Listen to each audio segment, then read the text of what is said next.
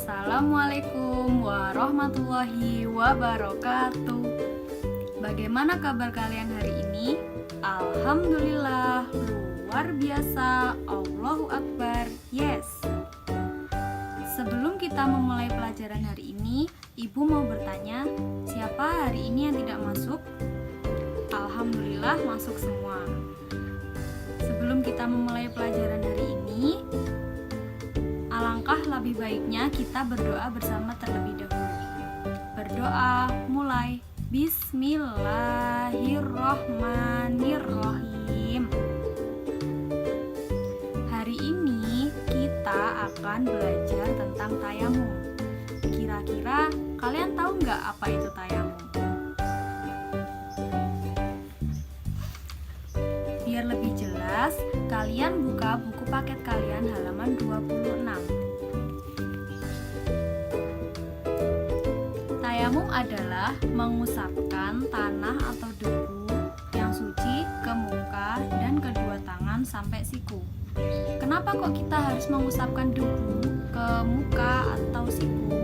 Karena yang pertama, tidak ada air. Yang kedua, saat kita dalam perjalanan. Dan yang ketiga, saat kita sakit. Sakit apa? Contohnya, jika kita menggunakan air, terus sakit kita malah lebih parah, nah itu kita boleh untuk tayamum. Selanjutnya, mengenai syarat-syarat tayamum. Syarat-syarat tayamum yaitu yang pertama, sudah masuk waktu sholat. Jadi, kalau sudah waktunya sholat, tapi tidak ada air, maka kita boleh untuk tayamum. Yang kedua, tidak mendapatkan air. Yang ketiga, menghilangkan najis. Yang keempat, dengan tanah atau debu yang bersih. Jadi kita itu bertayamum tidak asal menggunakan debu.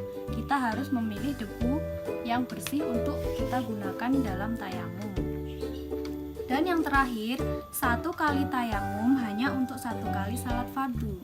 Jika kita mau sholat, tidak ada air, kita boleh tayamum. Tapi, nanti kalau kita mau sholat lagi, kita harus bertayamum lagi. Untuk selanjutnya adalah rukun tayamum. Rukun tayamum yang pertama adalah niat. Bagaimana anak-anak niatnya tayamum? Niatnya tayamum, nawaitut tayamuma listibahatis sholati fardholillahi ta'ala. Setelah kita niat, yang kedua yaitu kita mengusapkan tanah ke muka atau debu, tapi hanya dengan satu usapan. Selanjutnya, setelah kita mengusap debu ke muka, kita mengusap debu ke tangan sampai siku. Dan yang terakhir adalah tertib. Jadi urutannya, yang pertama itu niat. Setelah niat, kita mengusapkan debu ke muka.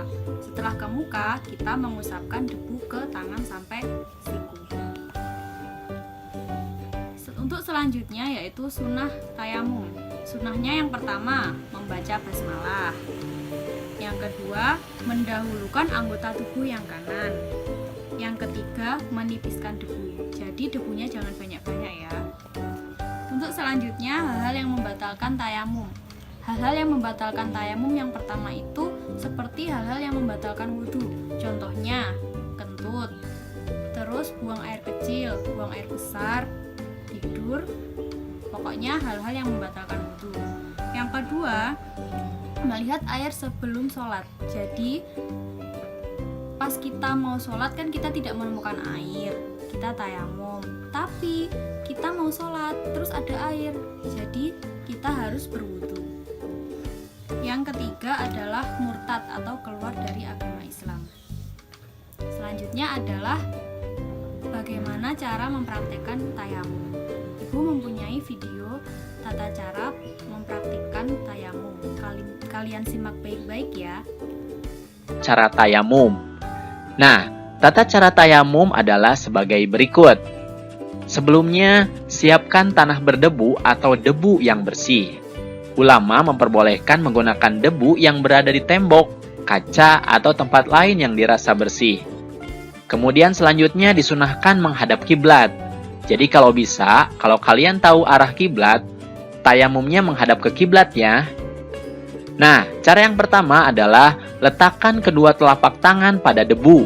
Dengan posisi jari-jari kedua telapak tangan dirapatkan, dalam keadaan tangan masih diletakkan di tembok atau di debu tersebut, lalu ucapkanlah basmalah dan niat seperti berikut. Bismillahirrahmanirrahim. Nawaitu tayammuma listibahatis sholati fardholillahi ta'ala.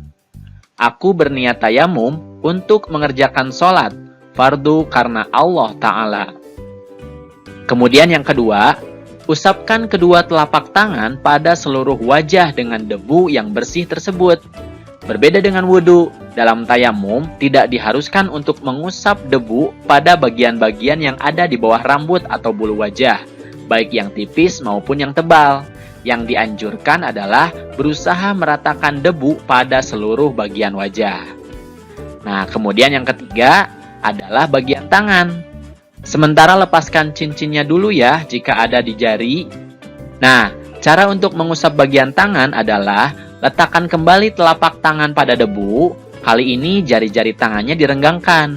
Lalu usapkan debu kepada tangan kanan menggunakan tangan kiri. Caranya adalah usap punggung tangan kanan hingga ke siku. Kemudian tangan kanan diputar untuk diusapkan juga sisi lengan kanan yang lainnya hingga dipertemukan kembali jempol kiri mengusap jempol kanan. Lakukan hal yang sama pada tangan kiri seperti tadi. Jangan lupa untuk usap-usapkan di antara sela-sela jarinya ya. Nah, setelah tayamum dianjurkan juga untuk membaca doa bersuci, seperti halnya doa setelah berwudu.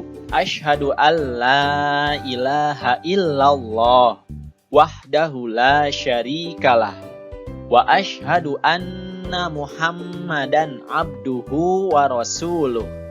Allahumma ja'alni minat tawwabin waj'alni minal mutatahhirin waj'alni min ibadikas sholihin.